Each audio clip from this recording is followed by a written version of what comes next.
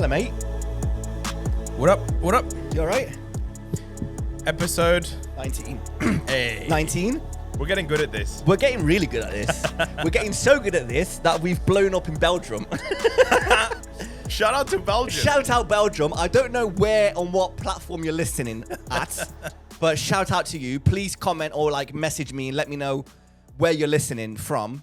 Because on the website it says other, so it doesn't say Spotify, Apple Music, Amazon. You know, it doesn't say anything. It just says other. But apparently we've blown up in Belgium. We love the Belge. Yeah, I mean, shout out to Kevin De Bruyne. KDG. Hazard. Who else? Courtois. Lukaku. We have so many friends in Belgium. Yeah, man. Like, I love Belgium. It makes no sense. I'm actually going to be in Belgium in 2 weeks' time. So. Are you actually going? Yeah, For so, Christmas? no, like Amsterdam trip. That's I'm going to be in Belgium. Amsterdam I'm going to Brussels and Amsterdam. I was going to say. I'm going to be watching Netherlands in the World Cup. Oh, wicked. In Netherlands. And then the next day on Sunday when they play, Belgium versus Morocco, we're going to be in Brussels watching it. Mate, wicked. Should be fun. Should be fun. Are you playing any golf in any of these countries? I wish, man. But you're not. It's all right. No. You don't have to play But golf. I do wonder though. Like, I've always wondered. Obviously UK is a big golfing country, right? And I think continental Europe is becoming bigger and bigger. Yeah. Like Germany, actually, right? I know Germany is a very serious nation, Yes. and there's not a lot of people who play golf. Fun fact. I think it's you who told me. I think it is me that told you. So, who was it again? Valando. Yes, exactly. You need a license to play golf, recreational golf in Germany. Because they don't, I don't know why. Like, Valando actually told me why, my cousin, because he lives over there. But, apparently you need a license, even if it's recreational golf and just want to go and hit 9 balls and just go, you need to apply for a license. And I think you need to go for an interview. Yeah. And they, approve or deny your license to be able to play golf. How mad is that? That's crazy. Apparently, it's like a whole process, and it's difficult. After you've told me about that, I actually went to some German sort of golf club websites, right? And I do speak German, and it's these German golf club websites. They're super secretive, these golf clubs. And I think that's why it's super. Germany has a bigger population than the UK, and they have maybe 1/10 of the number, probably less than that. Yeah, but that's we invented golf. Well. By we, I mean I'm not British. The Scots will not be happy about me saying that anyway because they want all the. I was told by somebody actually last weekend that is Japan disputing Scotland's claim of being the home of golf. Would there be a war? Who would win between a war and Scotland? I think that's going to be a top. I'm going to do some more research on this, and we're going to talk about this in the next podcast. Okay. Yeah. I haven't done any research on no, this. No, that'll be lovely. I've never heard of that. Have you ever heard of that? I've never heard of well, no, until you I mean, first they came for the whiskey, and now they're coming for golf. They're coming for everything, mate. They want everything. The Japanese are coming for everything. I'm from China, by the way. Right, welcome back to the podcast, everybody. Episode 19. Episode 19. Just scroll a little bit further down if you're watching on YouTube. Please subscribe. Last week's episode was a good one. It got, I think, the most views on an episode that we've ever had, the most listens on Spotify and everywhere. From Belgium, shout out Belgium, but shout out everybody else. We've got loads in America. Well, not loads, but we're not. No, but actually, our TikTok videos, I think, actually, it's been quite big in the US. I don't know, maybe it's the accent. They just find it very strange. I don't know what. I don't care. As long as people are watching and liking our videos, mate. I don't care where they're from. Just consume the content that we're providing for you. They're not going to be from China, to be fair, because we have Chinese listeners as well. Dude, are you sure it's not my cousin? No, we've got 2 listeners from China. No, but respect to that. You know why? Because they don't have YouTube, nor Spotify. I don't think Spotify. Because their internet is like a closed internet. Well, they can't access Google and Facebook and Instagram. It's all closed. Yeah. So when they watch our YouTube channel, they literally have to go through a VPN. Okay, so they're like diehard fans then. So there must be diehard fans. So when we go back to China and you see your parents. I gotta see we have to go and we have to have a Chinese meetup. 2 listeners, mate. Come on. Say what's up. We'll play some golf in China. Yeah. Please like and subscribe. What's golf like in China? First topic. Expensive. Like what? Like thousands? And gambling. I can imagine the gambling because the Chinese are notorious for gambling, as are the Greeks. But I think you take the cake. You don't gamble, which is very when you told me you're like I hate losing money when I go casino. Dude, what's it called? I manage money for a living. I hate losing money. That makes sense, but you know, Chinese people, mate. Like whenever I go to the casino, don't you just kind of pull back like that? Like, where is it? How racist is this going to get? Whenever I go to the casino, I see all these like old ladies, Chinese old ladies, and they're always on the slots. Mm-hmm. And I'm like, and when you told me like, oh yeah, I hate gambling, I'm like, oh, that kind of took me by surprise because you got baccarat, right? What? No, that's a Chinese game. Oh right, I don't know. Wow, I'm really bad at this. That's fine, mate. There's nothing wrong with that. That's a good thing. I'm bad Chinese. No, you're not. That's a very good thing. I think we should relish this particular moment in time where our podcast isn't that big yet, so we can still get away with saying a lot of. Don't worry, mate. All this will catch up on us when we have 1 billion listeners every month.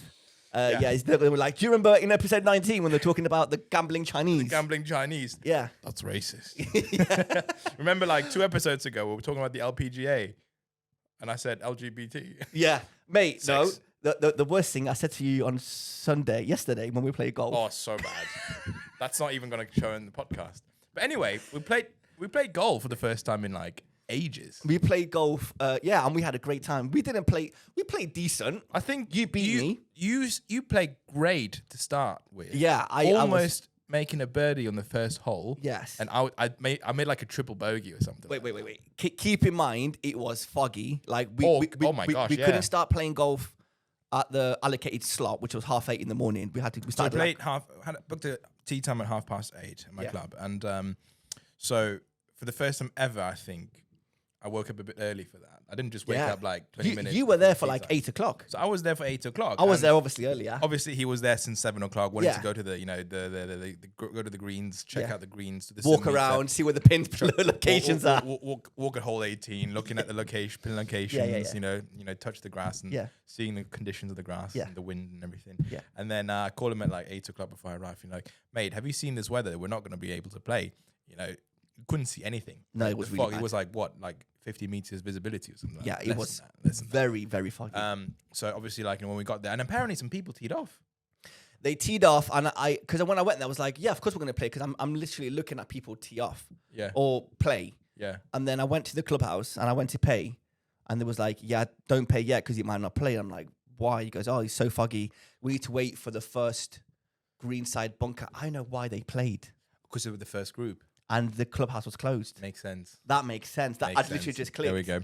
I think it makes sense. If you're the first group to tee off, you can't hit anybody, can you? No, you can only get hit. They didn't really know the rules because the clubhouse was closed. So they just went and teed off. Yeah. And then they sounded the horn or whatever. Yeah. Everybody came back in. Did they actually sound the horn? Yeah, well, the horn was there a horn?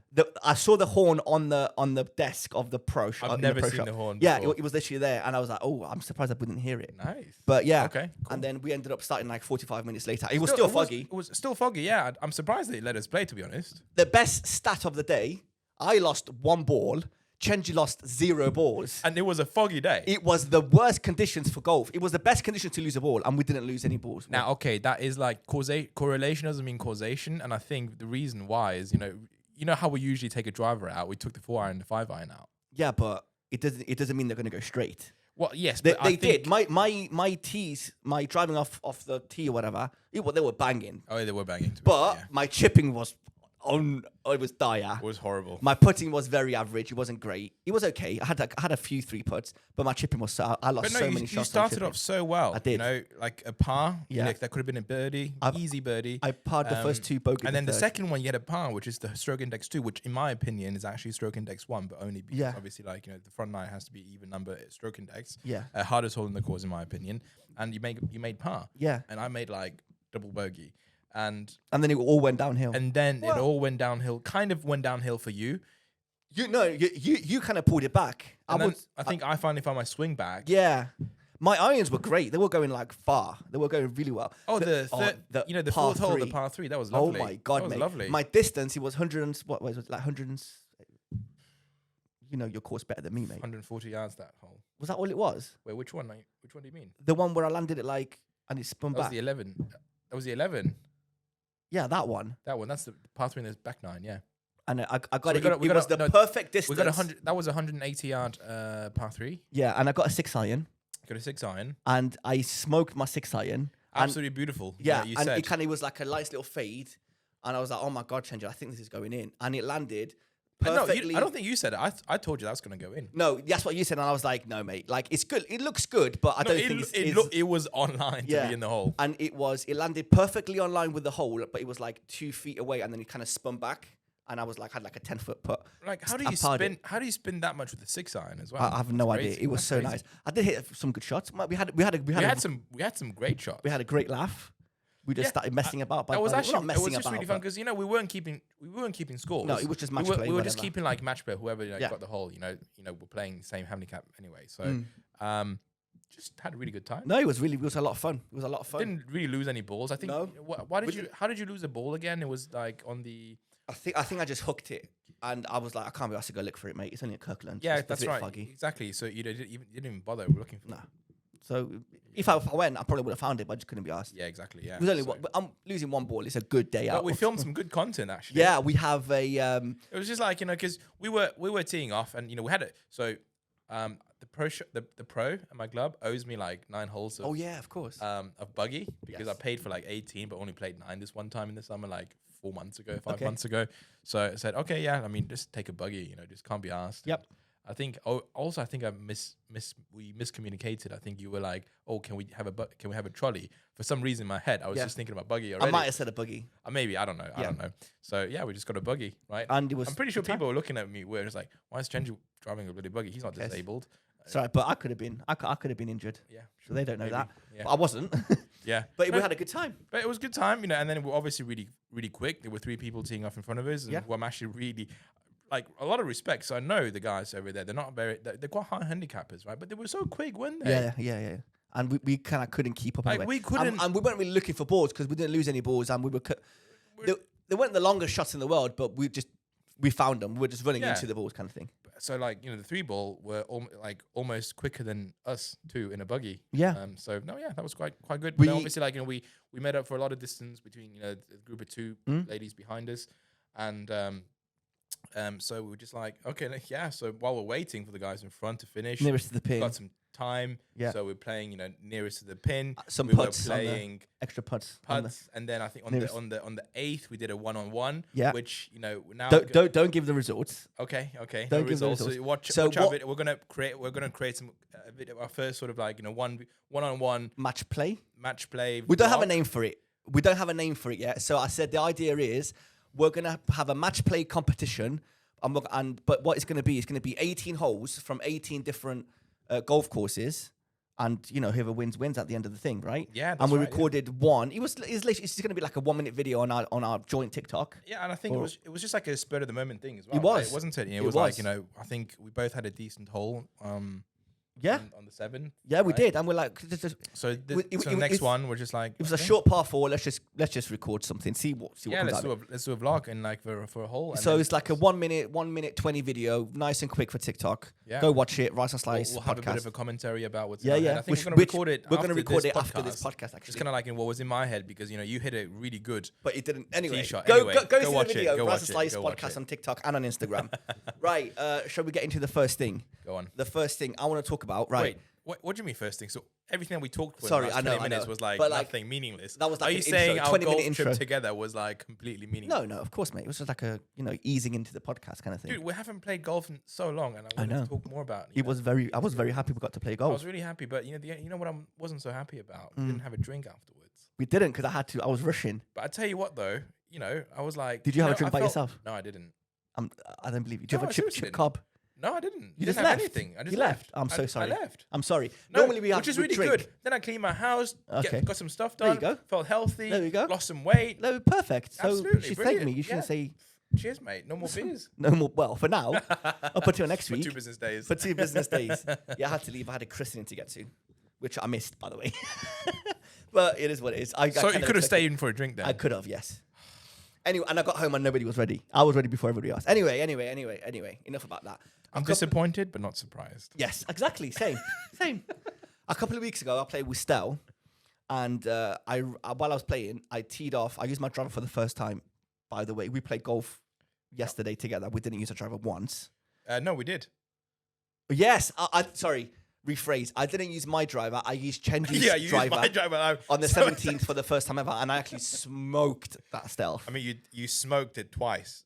Once it went a little bit right, and then the second time it went dead straight. Dead straight. It was so nice. But it felt so nice. To be honest, it didn't go very far, but it went so high. Yeah, it went. I teed it up really high, Like, on purpose. I got those orange plastic tees. All I'm thinking about is like, please don't Sky Market. Please don't Sky Market. Yeah. It's, I know the stealth. It's been like I bought it in February, but come on, please don't Sky Market. No, it's fine. I actually know somebody on Instagram Yeah. that you send them your clubs and they like make them brand spanking new. No way. Yeah, I'll send you the link. Oh, it's all right. They do like before and afters, mate. They are unbelievable. Mate, I should probably find them out and I should give them a shout out because they do, like, mate. It looks better than brand new. I don't know how to explain it.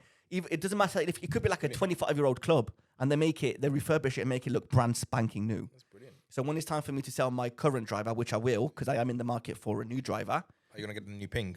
No, I hate the new ping. It looks so ugly. Or with the green thing. The green looks disgusting. I don't know why they put that green in thing. It looks horrible. I kind of want. I'm either. I don't know. Stealth 2. I'm going to definitely look into the Stealth 2. I kind of like the Mizuno. Do you think I don't like the Do you think it's Titleist. going to be called a Stealth 2 or is it going to be called something else? It's going to be like Stealth V2 or something like. Stealth. I think it's going to be like something with like aeroplane, something like Stealth is an aeroplane. It's what do you call it? A military fighter jet. Yeah. Bomber. So I think it's going to be in that kind of area. Okay. But I'm excited to see what it looks like. From January onwards, I will be looking for a new driver. So I'm going to be selling my old one. Anyway, mate, I'm all over the place today. On a couple of weeks ago, I played with Stel at his local golf club.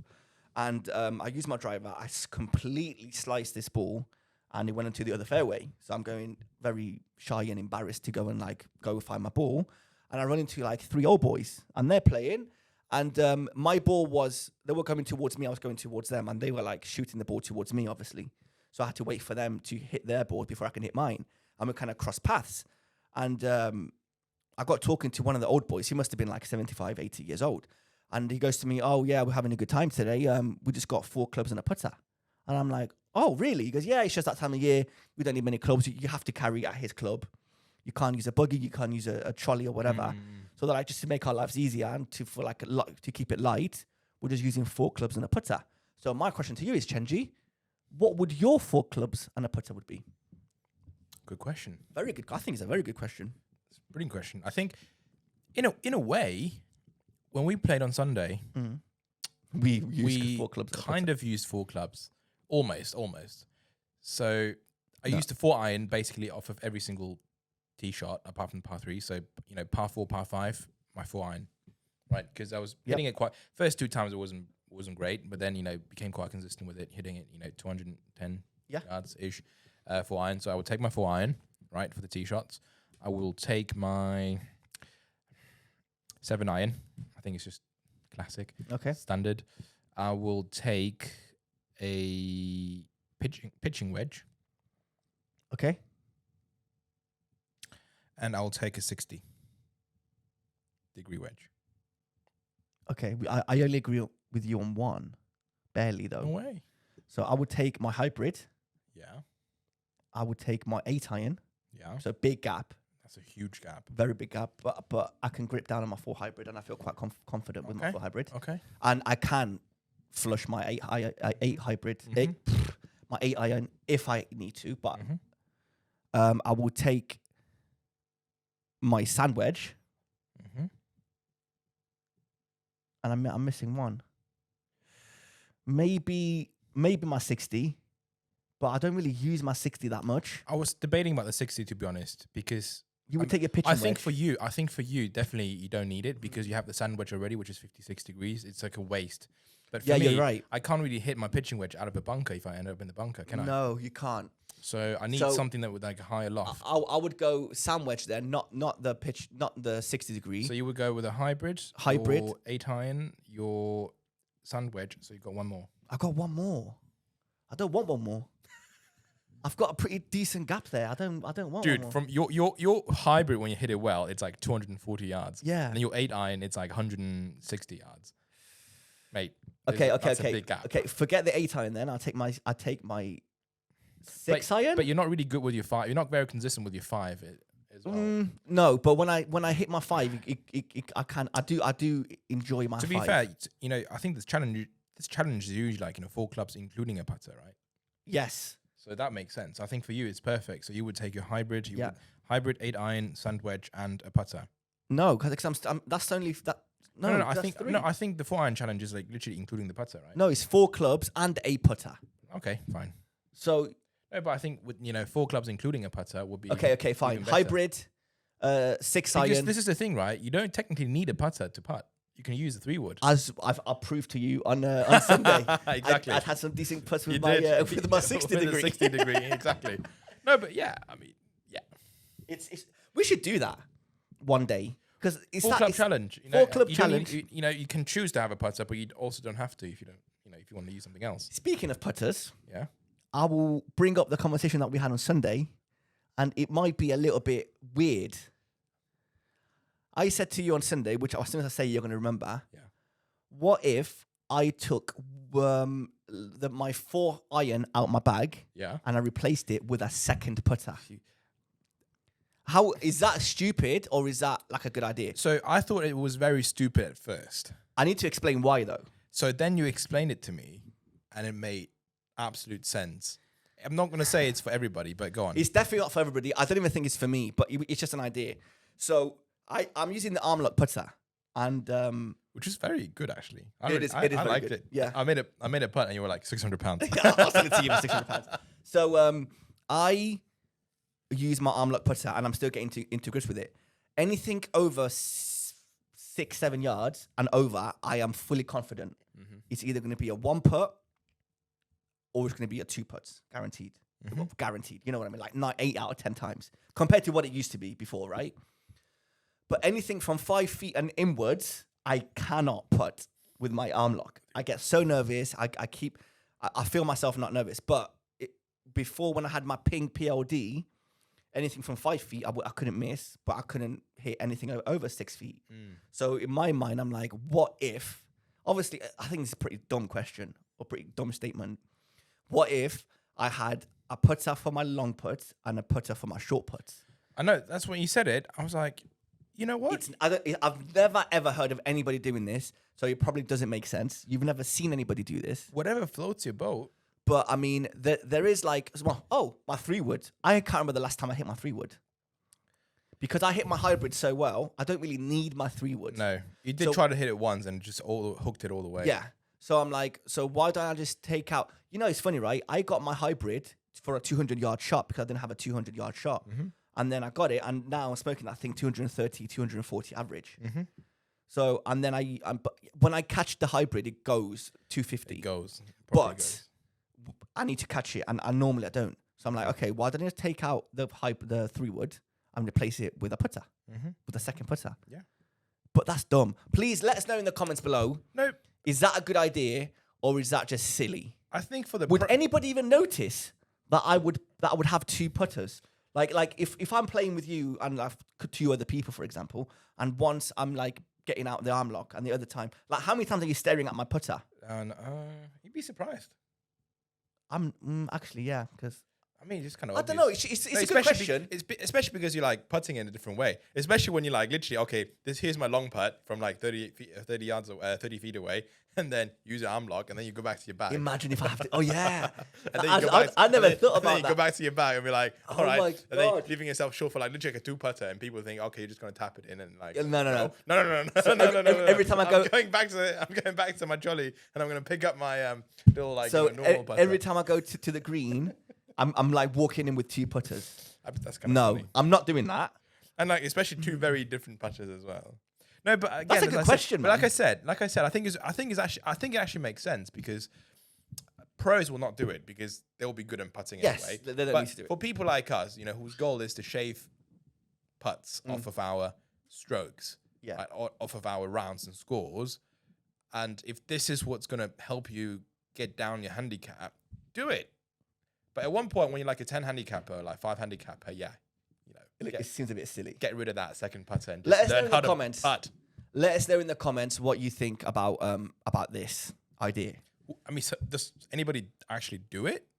Tell us. Yeah, let us know if anybody has ever seen anybody do this, right? Yeah. I might try it out when do just it. me and you Yeah, play do it. just to see what Just it's do like. it. Just do it. Absolutely. But Next it's time two we play. different strikes, two different strokes, two different putting Just styles. try it out. See, don't out. just try it out first. I'm the ones who are just talking, aren't we? All right, fair enough. I'll do that. Did you watch any golf over the weekend? A little bit. Many clips. I don't know. It's just not the season to watch golf, is it? It's not. It's not. But plus, this weekend was so many different. You've got Premier League. You've got last week of Premier League football or club football. Yeah. For the World Cup. I can't believe this is a World Cup. I know. It feels so weird. And then Formula One drama, everything. Right. So golf just doesn't feel like it's very high up on the list. Even if I didn't see that Tommy Fleetwood won, yeah, or I wasn't stalking Min Woo Lee's Instagram stories. Oh, he did really well. T8, I think. Yeah. I wouldn't know that like how big that tournament was. Well, it's Africa's major, right? It is. That's the Instagram handle, and I think they haven't played in South Africa since 2018. Right. So it's been a while, and actually, I think Tommy Fleetwood won that, didn't he? He did. So he did become the defending champion. Yeah. I did see some really cool clips because obviously they're playing at an altitude. Yes. So when the altitude is higher, the air is thinner, which means that the ball has less resistance and will travel further. Okay. So people have been like hitting it for days. Wow. Well, there you go. It was interesting. I mean, there was one shot that really stood out from that cup. The waist bunker. Yeah. That one he Tommy was like Fleetwood. he was coming in from behind. Yes. And then he chipped it in for an eagle. Yeah. From the bunker. And he went first. And that was on the 17th, if I'm not mistaken. Now, I learned something new watching that clip. Okay. You know how he was in the sand in the bunker, Yeah. but he grounded his club. You what? He touched the sand with his club. You know what? It's funny. I've noticed that, and I was like, no, I definitely didn't. So and then I found out it's because it's considered a waste bunker. So it's not a bunker. It's a waste bunker. So it's just like part of the course. So I don't know what the description of it is. Wait, so it's like the edge of the hole kind of thing. I don't know, but that's what I've read that's what I've read. I kind of noticed that. I was like, he's very close to the sand. I mean, he's pretty much in the sand, and and I suppose the rules actually does say if it's a waste bunker. No way. Oh, that's interesting.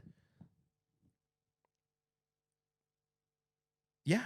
Waste areas are unmaintained areas of the course, and if you are in one, you are allowed to ground your club. Oh my god, that's very. You can also take practice swings in the waste area. Oh my god. Yeah, but that doesn't make sense. However, the action of grounding your club and taking practice swings must not improve conditions affecting your stroke. Does that mean So that you can't just kind of like swing around and then make the sand more fluffy or whatsoever. No. But my question is, if you're hitting the sand for a practice swing, to get sand on your club, so you have more grip on your club. Do you have to clean your club afterwards? Oh, interesting. I don't know. Do you play with it? That could be. Anyway, Anyway, nevertheless, that shot was unbelievable. unbelievable. He had nothing to work with. He had zero to work with.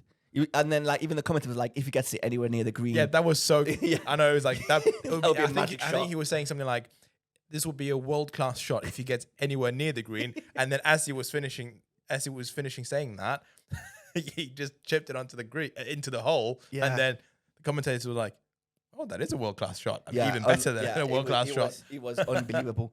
23 now won For again. Eagle. Oh my For gosh. Eagle. And if he didn't make that, he would have lost like the tournament. Yeah, that's right. Correct. Because but if he was like- if he had to make a birdie to have a chance Yes. of making it into a playoff, I think, Yes. right? Yeah.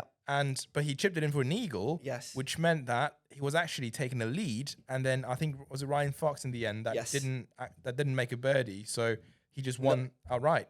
No, he didn't make a par. Didn't make a par, But right. it was quite a difficult. No, it was like a 10-foot putt or whatever, like an 8-foot putt, and he missed, like completely missed. It was short. €6 million. That's a big purse actually. Yeah, it's big. Wow. And then it's all coming to this week, which we won't. So we were supposed to go. We could have been in Dubai.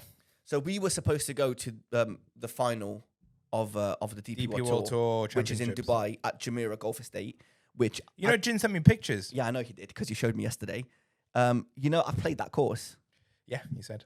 Mate, I cannot believe it was a year ago. I remember I was playing golf and I was like looking at it. I was like, I recognize this golf course. It was before I knew much about golf. And I was like, mate, this golf course looks familiar. Oh, that's Dubai Creek. Yep. I played there as well. Yep. Unbelievable He's place. been sending me pictures. The Faldo course. I've played in so many Emirates nice Golf courses. Club. Let me see. This could have been us. This could have. Well, I mean, that's what I posted on my Instagram on Sunday. I think is that the Earth course? That could have been us playing in Dubai Yeah, and watching, hospitality golf, and here we are playing in the fog. I'm sorry, mate. I wish I was there because now you see the lineup, and he's all to play for as well. Absolutely. Because who is it? Ryan Fox, Rory, Rory Tommy is Fleetwood. leading. Who else is it? There's 5 players I think all together that are like playing, and I tried to find for the podcast. I tried to find how many points do you get for first place. Oh, I don't know. For PGA Tour, it's like 500 points for like a normal event. Yeah, but I think I don't know if it's. I saw it was 10,000, but I don't know if it's 10,000 shared between everybody, or if it's 10,000 for first place. It doesn't make sense for it to be 10,000. Where is it? So, Matt Fitzpatrick, Rory McIlroy, 4,154 points. Ryan Fox, 4,026 points. So they're only like 130 points apart. Yeah. Matt Fitzpatrick, a bit further away, 3,155 points. So he needs to win it. Tommy Fleetwood, number 4, won up by quite a lot. Victor Hovland, Will Zalatoris, Thomas Peters, Shane Lowry. No, from 6th and downwards, I don't think they. You got it there. Yeah. So from 5th and downwards, I don't think they can win because they're No, red. that's right. But Tommy Fleetwood obviously you get loads of points if he's on nearly 3,000 and that's on nearly 40. So Tommy Fleetwood needs to win it, and then McIlroy, has to place, I don't know, less than I couldn't find any details to kind of let everybody know. So, it's going to be between McIlroy, Ryan Fox, Matt Fitzpatrick, and Tommy Fleetwood. Who do you support? Obviously, McIlroy. What kind of question is that? Yeah, but come on, it's like... It's like, when Lewis Hamilton was winning the F1, you support someone else, but then now that he isn't winning the Formula 1 anymore, I feel like supporting him again. I would love Fleetwood to win. Okay. I would love Tommy Fleetwood to win. Controversial opinion, Ryan Fox. I really like him. No, I'm not a big fan. I mean, I'm not a big fan, but I don't mind him. he's just been so consistent. Yeah. I'm very surprised he wasn't picked for the President's Cup, actually, for the rest of the world. Yeah. But I think it's either going to be... Well, for me, if it's not Rory, I'd rather it's Tommy Fleetwood. Plus, it's like Rory, and I think looking at this comment on the DP World Tour post with that, it's like Rory has barely supported the DP World Tour this year. Yes. So all of the wins, has been from the majors and, Which is, it is what it is. So Ryan Fox has played in basically every single event. So I'd rather see somebody who's really supported this tour win it rather than somebody who's like, it's like last season, Colin Morikawa won it. So I'm just like, that's cool and all that, but that's because he's won the PGA Championship. Was it PGA Championship? I think. And then the what's it called? Of course, the Open. 149th. 149th in St. George's. And yeah, that's why he won. So it wasn't, but he didn't really contribute. He played like 3 events. Last year, I think, if I'm not mistaken, Rory was not supposed to win, but he was second, and he sliced it on the 17th. Yeah. And he went in the water. Yeah. And then he completely lost it. That's right. Basically, he bottled it. That's why he didn't win. Yeah. So I would I don't know, man. I don't know what it's about Rory. I don't know. I don't know. It's fine. I'm supporting Ryan Fox for this one. That's fine. Nothing wrong with that, mate. Yeah. But I hope he loses. Oh my God. I have a question for you. Go on. Which I wouldn't be surprised if you don't know the answer to this. Ooh. One question. Okay. But I'm not reading your notes. No, you can't. Even if you've read, you don't even know the answer to this. Okay. No, sorry. I've not written down the answer. All right, okay. So I have a question. I think it's a very good question, and I hope you don't know the answer because it's a good little topic. Ever since I beat you in that first episode quiz show, you're trying to make up stupid questions. Basically, yes. But this is a very good question. Go. What is one of Tiger Woods' goals that he has never achieved? Oh my gosh. And it's a very what's the word? I forgot. My mind's gone blank. It's a very well-known goal. Like winning all 4 majors in 1 year? No. Well, he hasn't done that, but that's not the answer I'm looking for. I can give you a hint. Okay. I can give you a really good hint. Okay. Rick Shields has achieved this goal. Do you watch Rick Shields' videos? No, not really. Okay. All right then. No, that's fine. So Rick Shields and Min Woo Lee have achieved this goal. And Tiger Woods has never achieved this goal. People listening will probably know what I'm talking about because I've just given out a big hint if you're into Rickshaws videos. And obviously Chenji's not. I mean, they shot a video, didn't they, then? Yeah, they shot a video together and they've done something that only happens once a year. And oh yes, I know. Yes, playing the old course in the reverse order. Thanks for the tip. That's the one, right? Yeah, that's the one, Chenji. That's the one, right? How did you get that right? Okay, good job. You got that one right. I don't know how you do it, Chenji. You don't watch any of the videos and you still got it right. Oh, never mind. Good job. Yes, that is correct. I have no life. That is one of Tiger Woods' goals that he wants to play. His dream, apparently, is to play St Andrews backwards, which is the original format of the golf course. That's right. And he's never been able to do it. And I think, if I'm not mistaken, they do it once a year, and that once a year is a Sunday. Oh, right. Okay. I think. Where they're supposed to be closed. Yes. So it's a very interesting little fact. And it's actually very interesting that they do this once a year. And Tiger Woods, like the god himself, has never been able to achieve this goal because, I don't know, just traveling implications or whatever. So, yeah, that was very quick. Cool. There we go. Zero conversation with that. Saved us some more content for 33 seconds. We just kind of saved there. But, yeah, anything you want to talk about? So. Okay. Sounds serious. Done some research. On golf memberships. On how inclusive golf actually is. How inclusive golf actually is. What have been your findings, Chenji? So bearing in mind that obviously, like, you know, I think for the last 18 episodes, we always talk about how accessible, how, you know, popular, how accessible really golf is in the UK, right? You know, you can go out and, you know, you don't have to be a member anywhere. You can go out and play some courses for like £15, £10. Right? Which is very, very true. Which is true, and there's literally like thousands and thousands of different courses in the UK, right? And yeah, it's quite accessible. Now, I might be moving to London next year, and to kind of like prepare myself, knowing that some of these clubs will be slightly less inclusive, I started reaching out without knowing when I'm going to move to London. Just to get some ideas. Just to get some ideas. Price point, you know, where you stand. Is there a wait list? How long Is there a wait list? How long the wait list will be if there is one? What the entry requirements are? What kind of, you know, letter of recommendations you might need to get? Because, you know, for the current club that I joined, I needed to have a proposer and seconder, which is, you know, quite standard for a lot of members clubs, not just in golf. So I reached out to some, you know, really well renowned courses in North London mainly, and one in Surrey. I don't want to name them. Just in case. I don't want to name the clubs just in case. I mean, I'll name them, no problem. I don't want to name. I'm not going to name them just so I can still have a chance. Not that I will have one in the next couple of years. Well, listen. For some of them, the four that we have a list here, one of them is a serious contender. The other three, there is no chance of you joining these clubs. Like anytime soon. No. Right. So I mean, the good news is, because I'm not saying any names, I can actually say prices. The prices. There's one. So I think this one you should leave like second or third. No, I think I'm going to use this one first. So you're really going off. Yeah. Well. Okay. I think this is the one which is, you know, which I have the least likelihood of joining anytime soon, right? Which is a club in North London, and first thing they mentioned to me, you know, I write a kind message saying that, you know, I'm a big fan of golf. I mean, I write a very good, of course, email. Oh, you have to. Right, it's not just like, you know, how much is membership? Yeah. Right? It's like, dear sirs, to have whoever may concern, I'm writing to inquire about a possible membership at your club.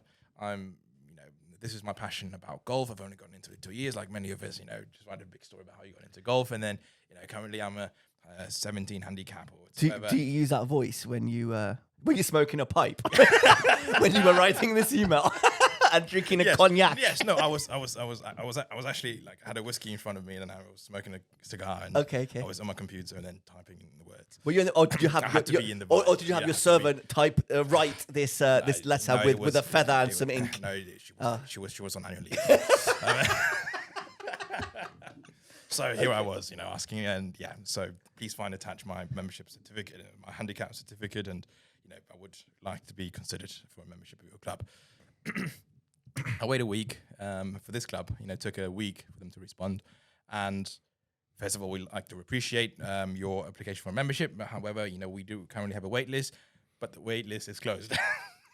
The wait list we anticipate the next opening at the wait list to be in 5 years' time. That's mad. So okay. Wait, are you talking about this one? Yeah. So do you want to say the price? So, but just to tease you, right? Okay, so normally, come on. If you say that there's no way of joining until for at least 5 years, stop teasing me with extra things. But then the email continues saying, well, this is not tease. This is to put people off. Maybe, I don't know. Or to really entice the serious people that want to join this club. Yeah, maybe. Because if you tell them the price and they're like, yeah, money's no object, and they go, oh, who are you? Who do you know? Of course. Maybe we might be able to, shorten the waiting list. I don't know. Does that make sense? Maybe. I don't know. But yeah, go on. So then say, but for your reference, about the feel of the club, these are some of the house rules. These are some of the benefits of being a member. And these are the subscription prices for this particular year, which obviously you will not be eligible for because you cannot join this particular year. So 5-figure joining fee. Mm-hmm. 5-figure joining fee.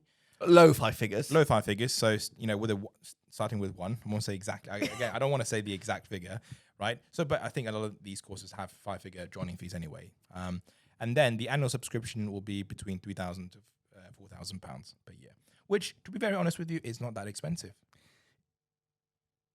It's not for London. No. But it's still a lot of And money. it's a course that has more than one 18 holes. So stop talking. Yeah, I know. Don't say anymore. There's quite a few courses that have that. Unless you're going to give all the details. Yeah. Don't give too many details, right? I know. I was going to say to you, this is like public information in a way. Yeah, because of course. any Tom, Dick, and Harry can just email them and say, look, I'm interested in your course, in your membership fees. Yeah. And then they'll find out how much it costs. Yeah, so you can find out. You can find out common yourself. knowledge. No It's problem. not But I just don't want to mention it that's fine. in our podcast. But plus, the other thing is also, not only do you have to wait for another 5 years and pay a 5-figure entrance fee, but you also have to, have 2 current members propose you, right? Who have themselves been a member for more than 2 years. Yes. So essentially, that just means that you probably need to know somebody and play there a few times and pay the, whatever the off the rack rate is. So that's and which hopefully when we play that course sometime, we'll start meet some people and maybe start this thing. I don't know, but again, nothing for the short term. Right. Okay. So I don't want to say I don't want to give the thing.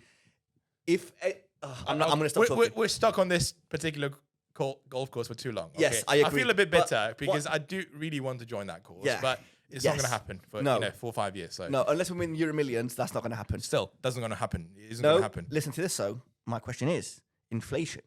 That's the price for now. Yeah, it's going to go up. In 5 years' time, it's going to be way more than that. Yeah, it will be. Such as life. Anyway, so okay, next the second one again, it's pretty much the same. Pretty much the same. Actually, it's cheaper. It's so basically, again, it's a very well-renowned course. It's like a very, very, very members course. Not like, I wouldn't say very sort of well-known, but very. I've never heard of this place. Like renowned, basically. That's fine. Like an amazing course with a good challenge as well. It's only 18 holes, so it doesn't have like multiple like courses within the course. And again, response was that thank you for your application. But we currently we have a wait list of about 5 years, which is madness, right? And then the entrance fee is not too bad. I think it was £4,000, £3,000 or £4,000 as a one-off joint entry fee. And the annual subscriptions will be approximately £3,000, £2,500, £3,000, which is quite standard for a decent London course. So, but again, it's that wait list. Now, moving on to another one, right, which is actually a course that I really, really do want to join. And I think you will end up joining this course. No, not this one. The other one. Next one on the list, yes. Oh, you're going to talk about this one? This one, yes. I want to talk about this one. This one? Okay, right. Before I talk about this one, okay, let's do the other one. Also in North London, this course. And it's quite not the oldest of courses, but again, got different variety of memberships, and and this is actually, to be fair, I think I can mention this one because it's a Centurion club. We've played there. Yes. I've played there twice. We played there together. I'm too scared to open my mouth just in case if I say anything wrong. No, don't worry about it, mate. No, don't worry. No, because we played there before. Yeah, and we. Is this one the most likely one that you might join? Probably, yeah, actually, because they have a variety of membership options for you, right? Yes. So I suppose now that I've named the club, I'm not going to say exactly how much they are, but No, I'll kind of briefly walk everyone through this. So they kind of use a model, which a lot of the Asian clubs have kind of started to use, what they've been using for a very long time, including Wentworth as well, which is the debenture model. Okay. So you instead of having an entry fee, you buy into part of the club. So the club itself is like a not public actually. It's like a private company where you can invest into the company. Wait, so it's like a members own club? So you can see on the website actually about this membership. It's called the Senate member. So where you buy into a share of the club. What? Yeah. And the share will be like, it is currently going at 6 figures. Okay. Very low 6 figures, basically. And you can sell that share. No way. Yeah.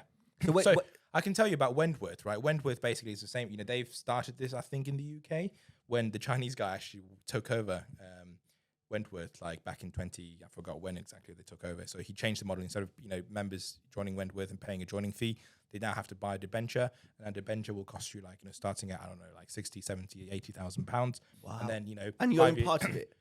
Well, no, it's kind of like you own part of it, but that's just your kind of like membership entitlement. So you don't make any. There's not like, oh, here's a cut. No, you don't make it. No, you don't get a cut of the profits. Okay. No, but the thing is, like for example, now a couple of years later, that let's just say it costs 70,000 at the time when they introduced it.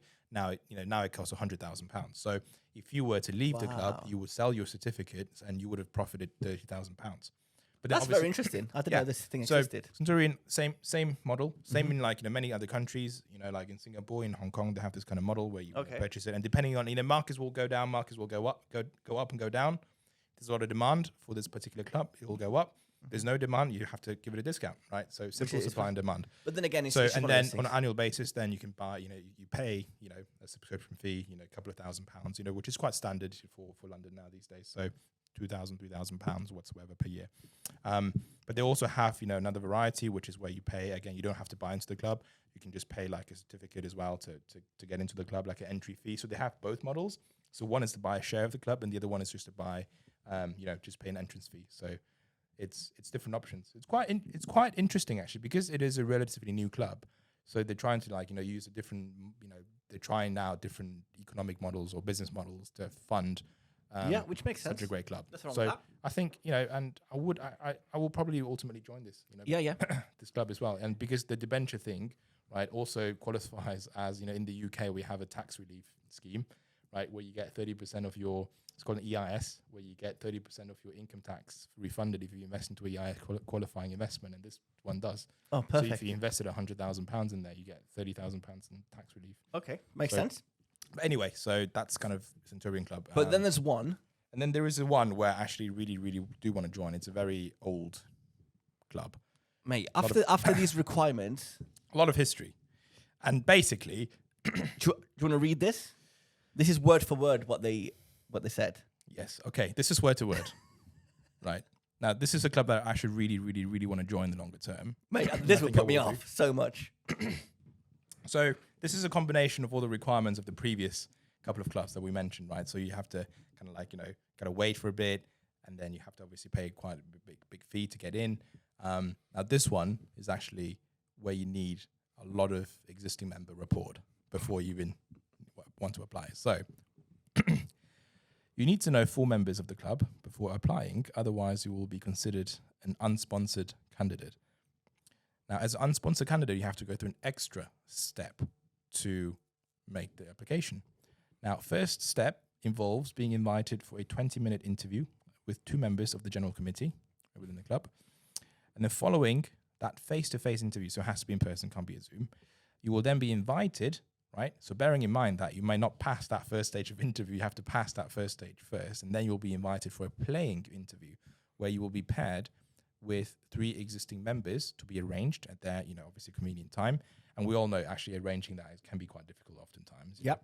So you'll have 2 playing interviews, and each time with 3 different members. So you'll be ultimately playing with 6 different people at the club, which again, you'll just have to impress them because the goal of that playing interview, right? There is no goal, but there is no specific like feedback that they're going to give you, but the goal is to get their recommendation for you to join the club. And they didn't even mention how many letters of recommendations you need, because they just said, we will also require you to supply as many additional letters of support as possible through meeting and playing with other members. At what point, informally and socially, at one point, does it stop being about golf and start being about who you know? And in the end says these letters are equally as important as the formal parts of this process. So there is a formal part of the process and there is an informal part of the process, none of which will guarantee you entrance into this club. Do you know how expensive this place is? Yeah. Is it expensive? It is. If you want to play there as a visitor, right, it's very expensive. How expensive is it? Tell me.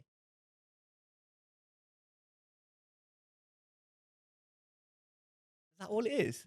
Yeah. I played there before. Wait. Anyway, we'll see. It's a lot. It's a lot of work just to be a member of a golf club. Yeah, but the thing is, like, it's actually a lovely course. It's a lovely course. I was about to swear. Forget the course, mate. This has nothing to do with the golf. This has nothing to do with how good you play golf. This has nothing to do with anything. This is who you know. How stuffy is that place going to be? Very. How stuck up. Like, you're not going to be able to have a laugh, to be able to, like, the people have around. briefly conversed with, I don't think we're going to give me any letters of recommendation at this point, right? You know, they all sound like fine people. Mate, it's just too much, man. You know, you just want to go and play golf. Yes, I understand this place is very prestigious. It's going to be expensive. Cool. Because a lot of work goes into the club. No problem. But when you're asking for letters of recommendation, playing interviews, and knowing all the different committee members, what's the point? You're going to be like walking in with suits and ties all the time, stuffy. You're going to be like walking with your head up like, oh, am I eating properly? Am I not eating properly? Like, for me, it's a no. Like, I'm too, what's the word? I'm too, I'll say street, because that's not the right word. Street. But I'm like, I do not belong in places like that, and I don't want to belong in places like that. No. Like, a one day out to go and play this course, I can live with it. But if it's every week, and I have to, like get into a character where I'm not myself, and imagine turning up in my little golf van and to play golf here. Fine. No, there's plenty of I would feel so uncomfortable, mate. No, you shouldn't, because again, you'd expect a club like that to have like, you know, a bunch of Ferraris, but actually no, it's just, you know, a bunch of normal cars, a bunch of local members, and mate, very local. It's quite local actually. I don't know, mate. So it's a bit much. I don't know. This is the thing, right? You know, we all know clubs like Wentworth, Sunningdale, Royal, and Nange, like St Andrews, of course. You know, and these are clubs I didn't even ask. Obviously, like places like that would make more sense to me than this, because of the history. No, but the thing is, like, you know, everything. to be eligible, to be one day, and you know, actually, you know, one of my longer term goals in life is, you know, kind of, you know, be one. I don't know if this podcast blows up. I don't know. I hope. Yeah. Let's be members of the RNA.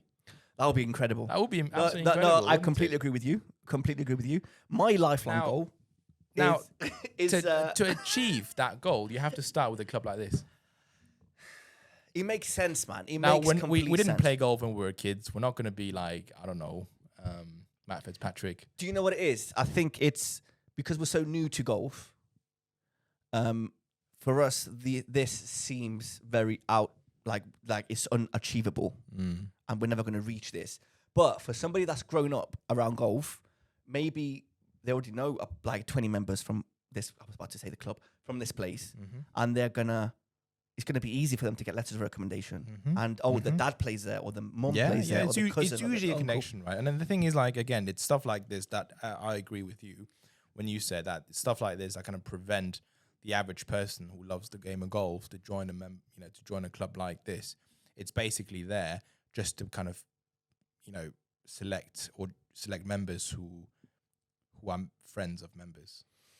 Yeah, it seems like a boys' club, and it's like, we don't like you, you're not invited, kind of thing. But it's a lot, man. It's a lot. It is I feel like joining the RNA, it's not going to be easy than this. It's going to be a lot of vetting. Oh, mate, but it's not going to be much harder than that. Yes, but I don't think it's going to be as stuffy as this. It will be. Do you think so? Absolutely. I think I can't imagine anybody under the age of 40 being a member here. No, most people who are basically members of the RNA at one point, you know, before they became members of the RNA, they were a member of this. I agree, but I think now because of inclusivity, I don't think it's going to be very. I think it's going to change. I think it's going to change in the future. But again, this selection criteria is not the process is not going to change. But they're obviously like trying to get more diversity within the whole place. Well, I feel like so hopefully I can use my diversity in my favor. I feel like to join the RNA, this is like step one is joining a club like this. Yes, correct. But actually, John Chenji, step one is having a award-winning podcast. Absolutely. And inviting guests on and meeting people that way. That's cheaper. That's more fun. And then we get to be ourselves. Well, I get to be myself. Absolutely. This just seems so outreached and it's so not unachievable. It's like, I don't know if I want to play. How many? Is it a 36-hole course? I'm not going to say that. Oh, okay. Okay, so we're talking about. But actually, no, but still, again, like, it's actually these clubs, again, entry fees will be quite high, but, the annual dues will just be kind of like a share of the expenses. And again, most good London clubs will cost between £2,000 and £4,000. Which is a normal kind of price for a top tier kind of membership for a decent golf club, right? Yeah, it's not very far fetched. I mean, like, come on, you go up north of England, right? A lot of these courses, good courses, they'll charge you £3,000 as well. Yeah. And again, in London, London's more expensive, but they don't tend to be more expensive. Yeah. So in terms of value for money on an annual subscription basis, it's quite good to be in London. But so a lot of times, it's the entrance fee against that commitment. It's not really the entrance fee as well. It's mainly like that process before you become even considered as a member. So. That's the thing, right? We talked about in the last, a couple of episodes, and since the start of this whole thing, we're making this podcast to grow the game, to make things more accessible, to talk about golf, to make sure it's fun, make it, it's cool. But this is the kind of like the traditional side of golf, where again, a membership is considered prestigious, and you have to actually do something to achieve this. I don't think it's wrong per se, but I do think that to grow the game of golf, there needs to be less of these types of clubs and then more of the type of clubs that encourage. But there is, to be fair, more diversity. So there's more cheaper clubs than what there are expensive clubs. Of course. So anybody could literally, like, anybody could play golf wherever they want, whatever their budget is. You just have a lot of money to buy clubs. My first set of clubs, I bought them for £27 on eBay. There was I don't know if I told you this before. It was an old man that passed away, sadly passed away, and they were selling off his stuff. And this guy obviously must have lived it was like a pickup thing. He lived 10 minutes away from me at the time. And it was a bag. It was Wilson blades. I didn't know what a blade was. Yeah. It had a crappy little Wilson driver. It had balls. It had glove. It had T-pegs. It had everything I needed to start golf. It had like a rip bag. Everything I needed. And that £27 made me fall in love with golf. And here we are now. Exactly. And my first set was £50 for a set of new irons. I don't know how I got that deal. Yeah, Dunlops, Sports Direct, and got a £25 bag. Yeah, brand new Slazenger. I don't know how I got that deal as well. £10 driver, like an old Callaway. £10 Fairwood, like an old Callaway, and a £10. I forgot what it was for 3 wood. You don't need a lot to start golf. So yeah, but if you're serious, all in all, I spent £125, and for like actually quite new. Yeah. And stuff. If you're serious, Loved it. Get those clubs, play the game. If you like, get your grandpa's clubs, get your dad's clubs, and just go out. If you want to improve, all you got to do is just upgrade one club at a time. You don't need to do like where we are now. I'm not gonna change my irons, my driver, my wedges, my putter all at the same time. It's gonna be bit by bit, right? So it's never gonna cost me as much as it did 2 years ago when I first bought all my expensive clubs, what I have now. So now I was like, next year I'm going to buy a driver, but I'm not going to change my irons. I'm going to keep my irons for another couple of years or whatever. So it's just that thing. Golf can be inclusive. Depends on how good you want to get. Depends on how much time and effort you want to put into it, and it depends on how good courses you want to play on. Like I know a lot of new golfers that don't care about playing at the nicest clubs and the nicest conditions. But for people like both of us, all we want to do is play at the oldest clubs with like the nicest greens and the nicest everything, just to kind of take it all in and be like, okay, this is how golf is supposed to be played. Like when we played yesterday, it was muddy, it was miserable, it was whatever. To most people, that's all they're going to get because they're going to go to those what is it called? Municipal. Yeah, Munis. Yeah. Municipal and courses, it's like public courses. 10, 12 pounds. Nobody looks after the courses. I don't know. And it's just terrible conditions. Some people, that's all they want, which is completely fine. That's how I started playing golf. But it's just now, I would rather pay a little bit more and have a better experience. Good quality. Yeah. Which is why one of my bucket lists is like JCB. It's the most pristine condition golf course I've ever seen. And you would know because you were part of the greenkeeping team. I was fixing the divots. But yeah, I mean, it's very interesting. I hope if anything comes off this podcast, I would love to spend all of that money traveling, playing on different golf courses. As possible. Absolutely. I would that's both love of our goals, right? 100%. Mate, there's nothing would make me happier, honestly. And yeah, we'll see how it gets on. Let's see. Belgium. Belgium. Shout out to Belgium. Shout out to Belgium. I know we shouted out for Belgium for like so many times. Shout out everyone. Please subscribe, mate. Like, just subscribe, like the videos. We are trying our best. I feel like the podcast is decent.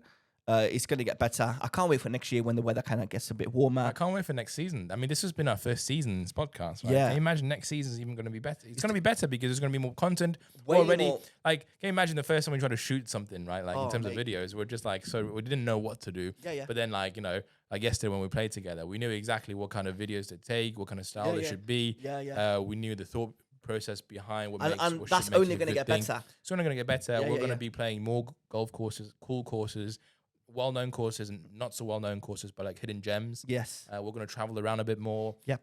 Next year, hopefully, we'll get to play in South Africa as well. Well, I don't know about Play that. in but we'll Dubai. see. Dubai is definitely on the cards. You know, South Africa maybe the year after. Ireland, Scotland. like Scotland, obviously. I can't wait. It's going to be very, very It's fun. going to be very, very All fun. we need to do is just have enough content to get through the winter. I mean, where to there's be no fair, I golf. think what our listeners are going to hear is we're not going to talk a lot about playing golf because we're not going to be playing a lot of golf, Right. But we're just going to be it's going to be a lot of banter like this. Yeah, which is completely fine by me. Right. And just kind of And- grow the podcast that way. Yeah. But coming like beginning of March, because that's when we have the first thing booked. Yeah. It's just going to be content after content. It's going to Absolutely. be a lot to talk I mean, about come on the on, podcast. March is like 4 months away. Yeah. It seems like a lifetime away. I'm not going to lie, because we're in the beginning and end of winter. So The Masters is only 4 or 5 months ago. 5 months away. it's mad. Anyway, we're going to end the podcast there, guys. Thank you Well, guys for listening. Hope you enjoyed this episode. Yes, please like and subscribe. Follow us. Send us any questions that you may have. Just get involved, man. Please get involved. I mean, please make whatever I said about the golf clubs, membership clubs, viral, so I don't get to actually join them because they say, "Oh, I spilled some secrets." They're not secrets. Like, these are very well-known facts, kind of thing. Fair enough. You can Still, I didn't. I just try just out of curiosity. Email St Andrews. Well, actually, no. You research the process for St Andrews for what you have to do to be a member there, and come back next week and let us know. I'm gonna drop a name there. Actually, the first club that I mentioned was Woburn. Why did you do that? I just dropped it. Okay, So if Woburn. Nobody's listening at this point anyway. exactly. So the So first if you're club- still listening, So the first club, shall if we you're still say, listening, it was 12 grand. it was £12,000 this entrance is- fee for a 36-hole course and a No. £3,500 per year subscription fees as well, and a 5-year wait list, and that's Woburn. I would 100% pay that. So I this little clip we're gonna leave in. It's not gonna go on TikTok. So if anybody's listening, We're not going to advertise this as We're not gonna advertise this. like this So exists. this is as a thank you for everybody that stayed to the right. So to thank the very you end. for those who stayed to the 1 hour and 6 minute mark. Yeah, it's a bit less than that, but yeah, it's Woburn, and that's my dream golf It's club. Woburn. That's what I wanted to say before. It's my absolute dream. The second golf club You're really gonna do this? is Ashridge. Okay. The third club we obviously said it's Centurion, Yeah. and the fourth club is Walton Heath. Yeah. The one where you have to they vet you and they Bet kind you. of And it's pat the you only down. it's the only golf course without a royal charter that has it's the only golf club ever that had a royal as a past captain. No way. Very interesting. Also, it doesn't have a royal charter, but it's probably the most royal club. Wow. And that's the one you want to join the most. I do. As a Chinese guy. Woburn, mate. Woburn. Woburn. If we make So any yes. money out of this, it's going towards Woburn. For guys who are sticking to very here, end. very Right. end. This is a well, surprise Easter egg for you guys. Yes. Good job. Don't comment below. Don't comment. Anyway, guys, thank you guys for listening. We'll see you again next week. Bye. Bye.